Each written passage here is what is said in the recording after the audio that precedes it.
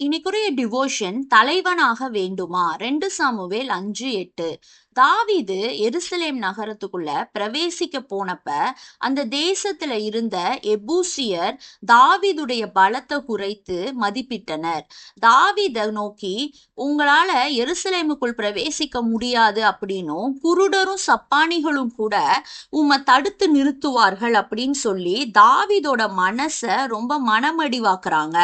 அப்ப மக்களை பார்த்து, உங்கள யாரு சாலகத்தின் வழியா ஏறி எபூசியரையும் சப்பானிகளையும் குருடரையும் முறியடிக்கிறானோ அவன் தான் தலைவனா இருப்பான்னு சொல்றாரு.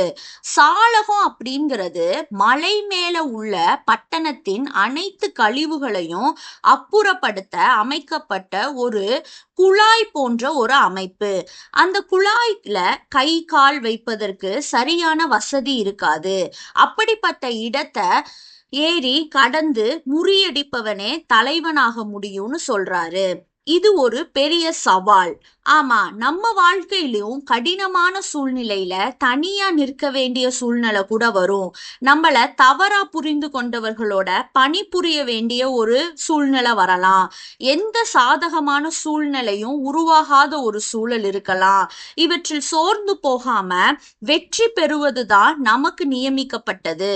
அப்போது நம்ம ஒரு நல்ல தலைவனாக வெளியில வர முடியும். ஏசு கிறிஸ்துவும் நம்மள பார்த்து, உங்கள எவனாகிலும் பெரியவனாக இருக்க விரும்பினால் எல்லாருக்கும் பணிவிடைக்காரனா இருக்க கடவன் அப்படின்னு சொல்றாரு. இது நம்மளால முடியுமா? யோசித்து பாருங்க.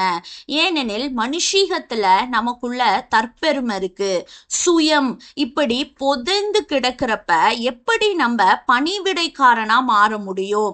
அதற்கு நமக்கு தாழ்மை ரொம்ப அவசியம்.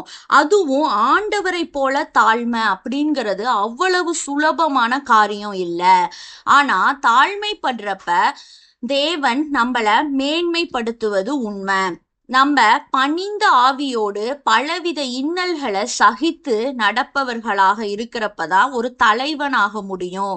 அவமானங்கள் இன்னல்கள் வந்தாலும் பொறுமையோடு சகித்து வருகிறவர்கள் தான் தலைவர்களாக உயர்த்தப்பட முடியும்.